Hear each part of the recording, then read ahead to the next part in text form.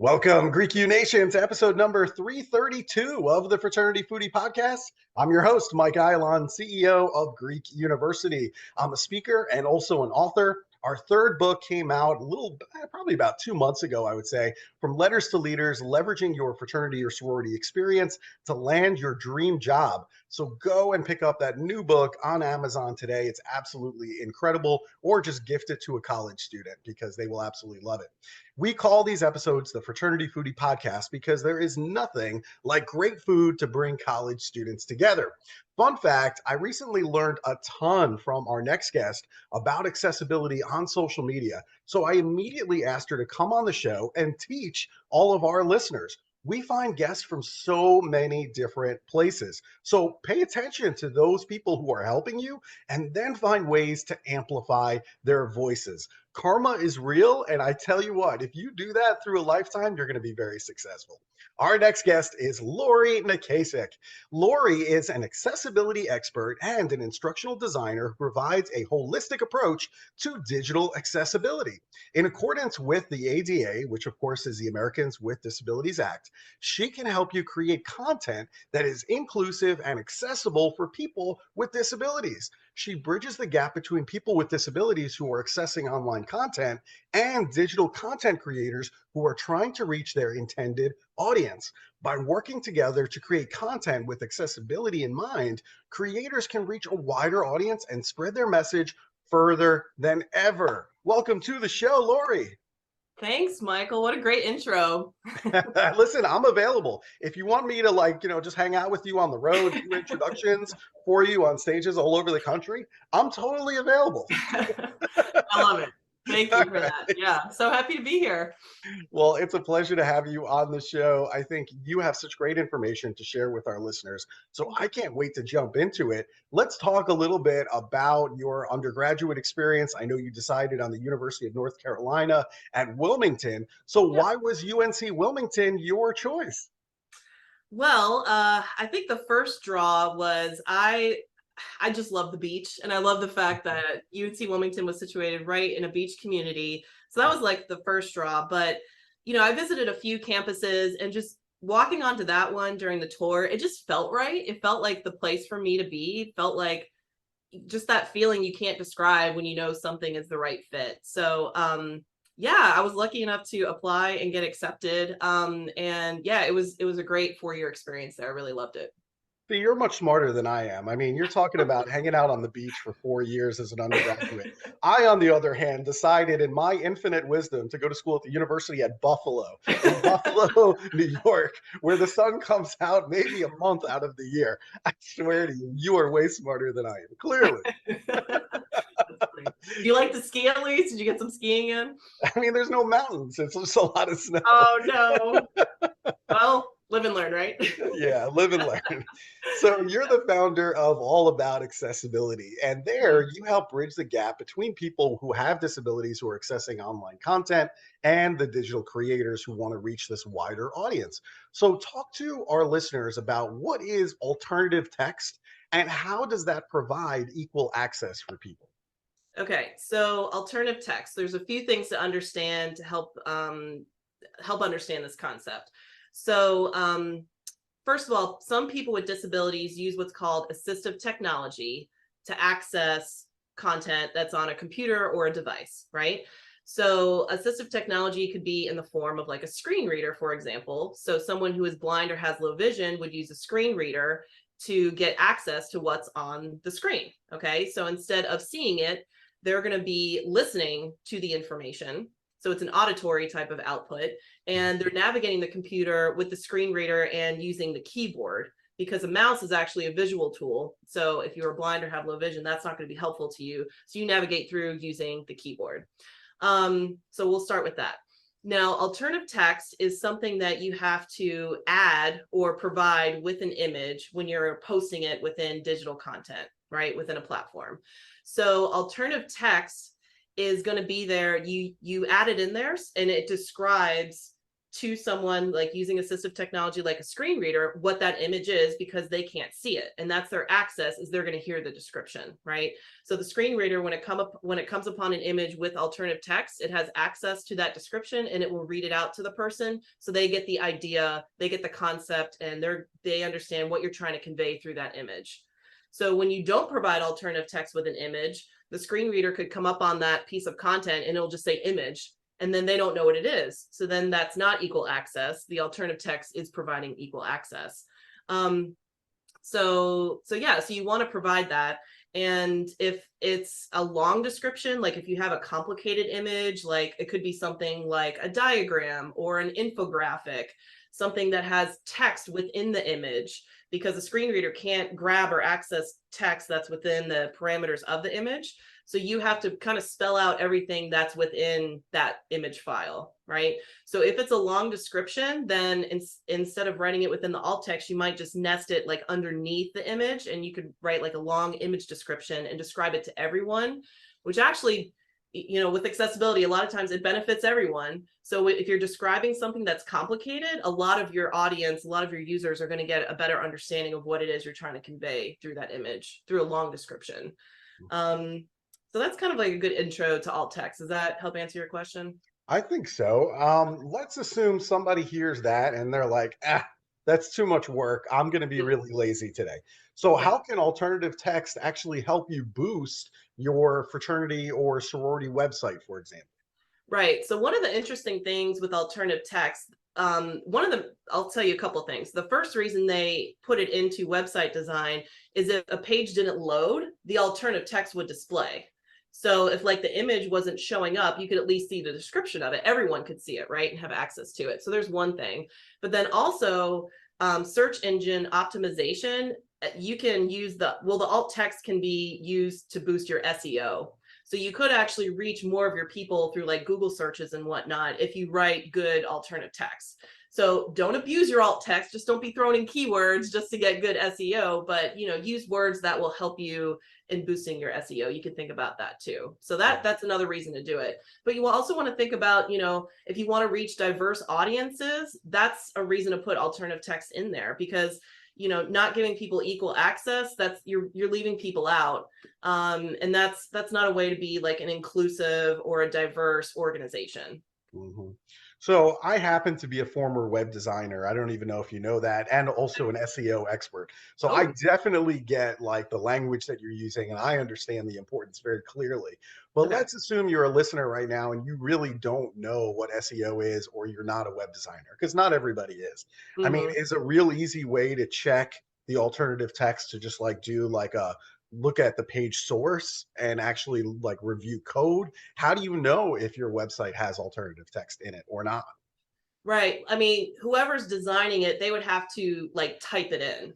Right, So yeah, you could go to the code because it can be built into the HTML, right. or is like a description of it written on the page content itself. Like I was saying, when you put in a long description, you might just put it on the page so that everyone can read it. Got it. So you could check it that way. If there's like an accessibility checker built into the platform that you're using, you could use that to run the checker and see if alt text is built into the image. I like that. That accessibility checker would be a great tool to add to see if it's actually working or not. Now, let's assume you're posting a flyer on campus for your organization. A lot of the fraternities and sororities that are listening right now, they certainly do that, especially during recruitment time. And let's assume they wanted to provide equal access and ensure that that flyer reaches a really wide audience of students. What choices would you make if you were designing that flyer? Right. So I'm assuming you're designing in a digital space, but now we're talking about posting it in a physical environment, right? Correct. So right. So the first thing that comes to mind is certainly color choices. That's huge. 1 in 12 people are colorblind. It happens more often with men than women, but it can happen in both. And color blindness can affect how you perceive color combinations, right? So when we talk about like text being layered on top of a background color, so the color of a text on the background, that's like a color combination you want to pay attention to, because if you pair a light color on a light color, a dark color on a dark color, it could be literally like imperceptible to someone, almost like invisible, and it disappears, or it's so difficult to read like they just can't read it. And there's different types of color blindness. So like what example is like the red-green color blindness, and then also someone who can only see kind of in grayscale, so they're seeing in shades of gray. So having like a strong color contrast is going to help, bring, your content to them instead of it disappearing in front of their eyes, literally. So you can use a color contrast checking tool to help you determine whether or not your color combinations are accessible colors, right? So one that I use frequently is made by TPGI. You can Google it. It's called the Color Contrast Analyzer. And I love it because it's a free tool you can put on your Windows or your Mac system.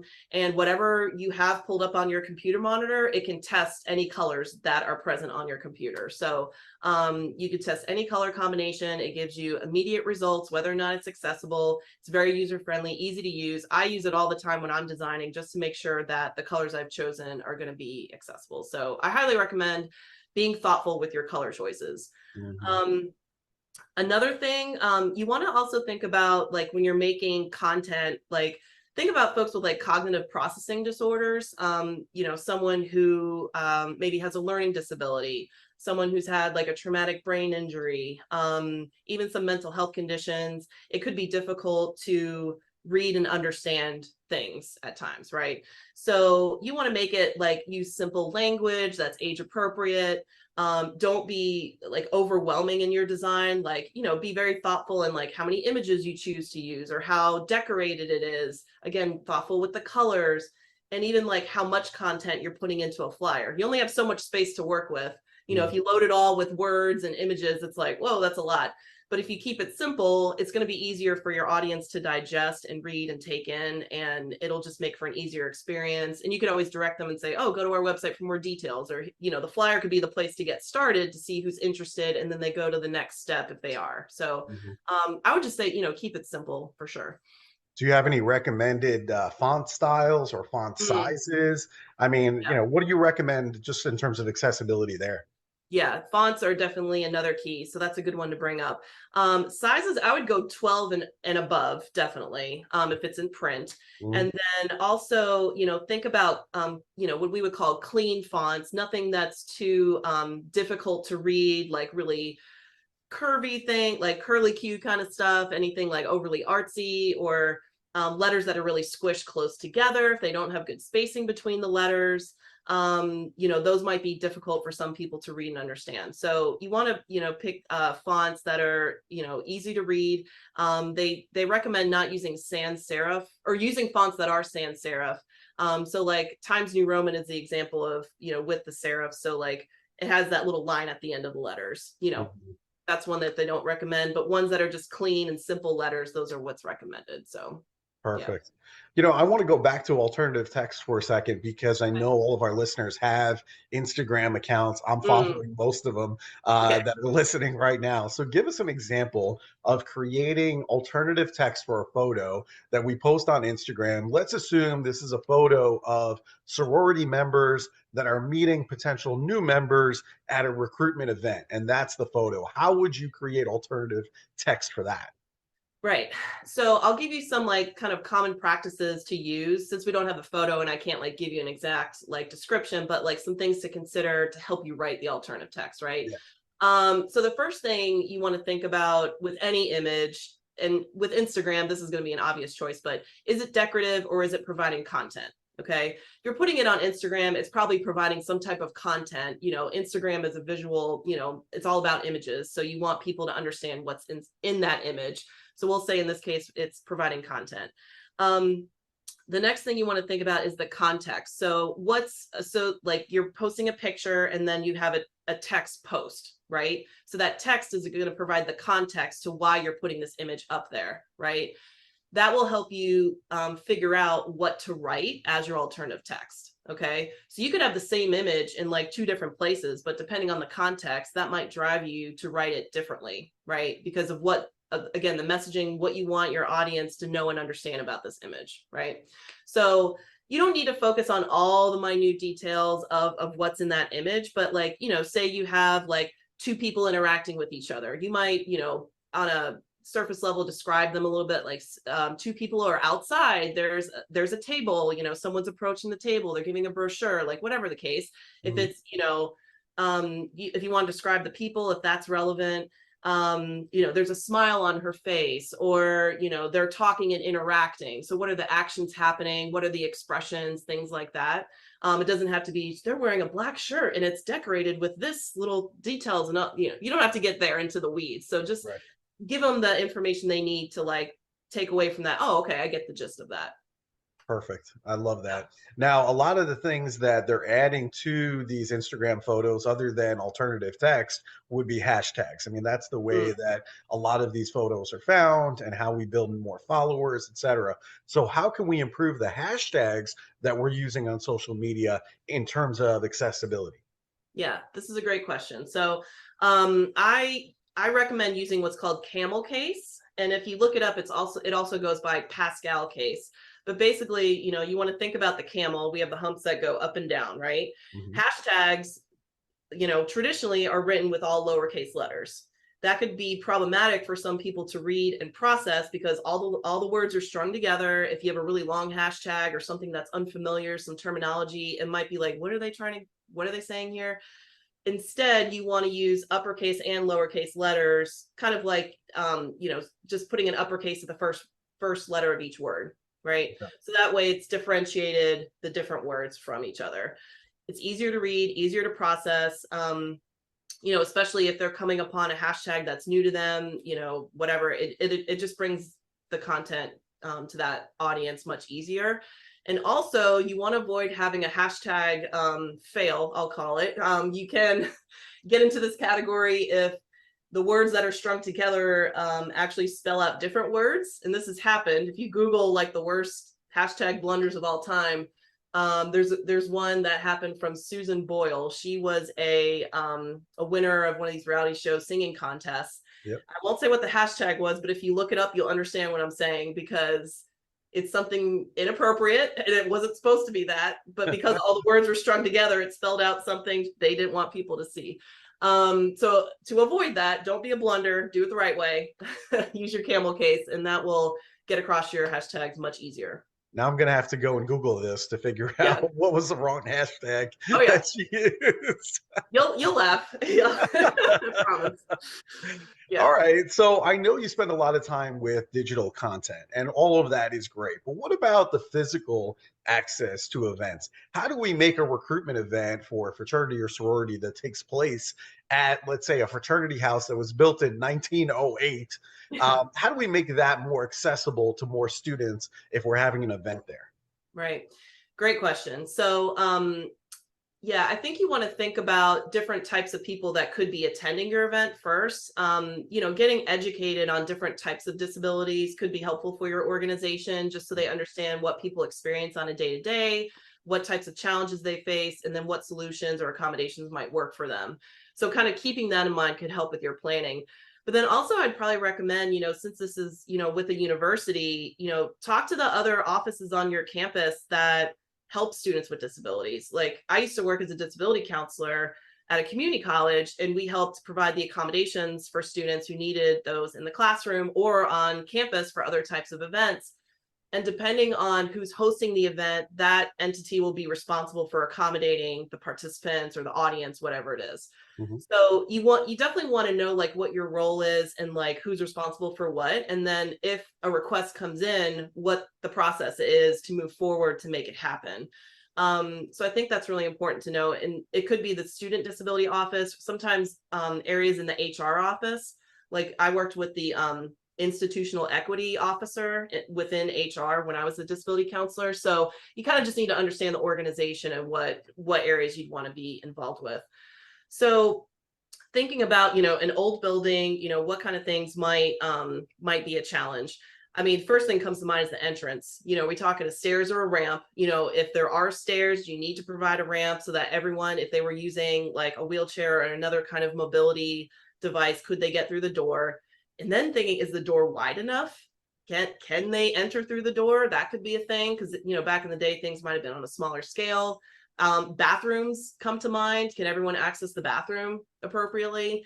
Are there clear pathways to get around inside an area of a house? Mhm. Um, what are some other things? So yeah, I mean, I guess just really think about, mobility, but then also think about like what if someone needs a sign language interpreter with them at the event. You might need to have that in place so that if someone is deaf or hard of hearing, they have access to the communication going on too.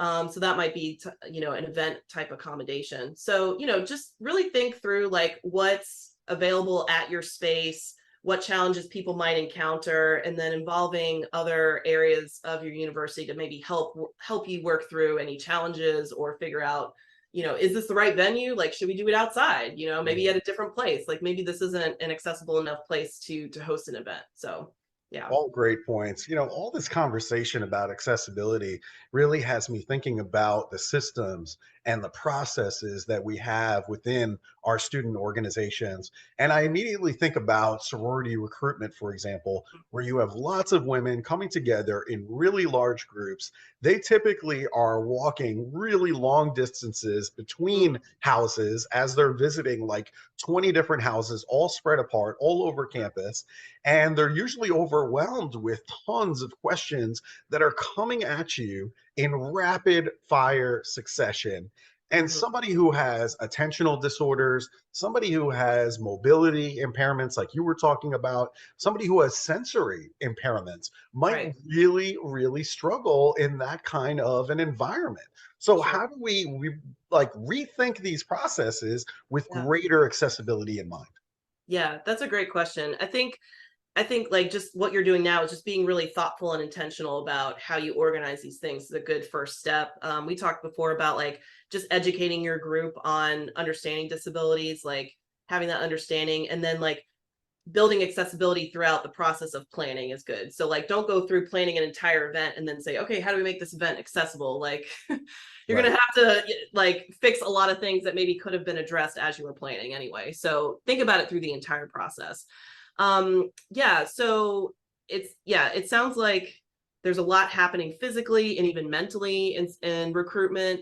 Mhm. So if there's anything you could do for the people who might have difficulty processing information, if you could send them anything in advance, like questions they might encounter, or here's the expectation of what's going to happen during the event, especially for people who might have a mobility issue, like here's what we'll be doing, and then let people know like what they're going to encounter, the expectations, and then having a good like accessibility or accommodation statement built into your um description of the event would be helpful, so that it's very welcoming. And if people, okay, now they know what's going to happen, do they need assistance, and this is how to get it. So be very welcoming. When we put accessibility statements online, we typically we say we're doing everything we can to make this accessible, but if you find any challenges or face any issues accessing the content, let us know so we can find a solution to make it better for you. So maybe think about that as you're writing your own like accommodation statement, like we're doing everything we can, but if you need some help, please let us know, we're here to fix that. So just making a very welcoming environment, and then understanding that not everyone's going to approach you and say, oh, I have a disability. Some disabilities are hidden and they're more invisible. You may not even know someone has one, and some are more obvious, and it may be, you just see them and they have one. And sometimes the folks with the hidden ones, they just keep it to themselves. They keep it inside. They've been maybe living with it for all their life, and they just like get through whatever it is they're going through on their own without asking for help. So even thinking about them, like building in things to make it accessible so that they don't have that, oh, this is really hard kind of thought, or this isn't for me, or I don't fit in because I can't do what everyone else is doing. If you can kind of meet them where they are with their challenges and help provide solutions, like that's going to make them feel more a part of it and make them feel like they belong there. Fantastic. I love all of this information. This has been totally fantastic. Now, you do know that I love good food, and here at the Fraternity Foodie, we're all about finding great places to eat all over the country as we travel around to college campuses. And you're in the Charlotte area. I know there's some really good restaurants there. So, Yeah. where's your family headed to this weekend for a great meal so that way I can go and check it out the next time I'm speaking in Charlotte? Okay, cool. So I love food too, so we're in good company. Now I'm a mother of 2 toddlers, so I don't get out as much as I used to, obviously. However, we live just outside of Charlotte, and one of the close cities we live to is Matthews, and they have a cute little like downtown area that we like to go into, and we've taken the kids there. Uh-huh. There's a great place called Max Speed Shop that we love, and they have like good like Southern barbecue kind of stuff. They have a great like kids menu, outdoor seating. Sometimes they have music playing, like live bands and stuff there. Yeah, so it's like a nice like family friendly kind of venue and great tasting food. And then if it's date night, if my husband and I get a night away, we like to go to downtown Matthews to a place called Portrait Gallery, which is one of my favorites. It is tapas and wine bar. Ooh, So nice. 2 of my favorites. I love tapas, shareable plates. They have great like Brussels sprouts. I think it's like a pancetta or bacon Brussels sprouts. That's delicious. And they always have truffle fries, which I love. And then you can pair it with some great wine. So, and it's just like a really cool like atmosphere. I love that place. So that's where I'm headed. That sounds absolutely fantastic to me. I love having that little downtown area that's close to you without Yeah. necessarily going into Charlotte. Like Franklin is very much like that as well, where I don't have to go into downtown Nashville. I can just go to downtown Franklin and they have some really great restaurants and Yeah. shops. So it sounds really familiar to me, what you're Yeah. describing. And that sounds great. And hey, my piece of advice to you is make sure that date night is a priority. Yes, you got 2 toddlers, and that's great. My kids are now a junior and senior in high school. And so the point is that you got to make sure the relationship with you and your husband is strong in Yes. order for this whole system to work. Yes. Absolutely. I'm on board with that. So make date night a priority. That is really, really important for everybody's mental health. Amen to that. All right. So if our listeners, if they want to hire you as a speaker or as a consultant to help make their events and their digital content more accessible, where should they go to connect with you? Yeah, so few places. The website is allaboutaccessibility.com. So you can jump on there and check things out. Also on social media, you can find me on Instagram and LinkedIn, also on YouTube. If you go to my YouTube channel, I have a great alt text video series. It's less than 20 minutes. It's like a recorded workshop, and you can learn like some really great detailed information on how to write good, valuable alternative text. And if you hop to the website, you can become a subscriber, and then I'll give you a free alt text guidebook that accompanies the video. So if you want to check that out, that's a great little freebie to help you get started in becoming more accessible. That is perfect. All about accessibility.com. Go and check out Laurie's website. Make sure you connect with her, get all of her freebies on her website. And what can I say, Laurie? You are absolutely the best. So Oh, thank you so much for spending time with us today. yeah. Thanks, Michael. This was a blast. Thank you. Very good. And to our listeners, if you enjoyed this talk with Laurie and you want to share this with your PR chair or your exec board of your fraternity or sorority, make sure that you like this on social media. Make sure that you share it with other college students. And we look forward to seeing you on the next episode of the Fraternity Foodie Podcast. We'll see you next time.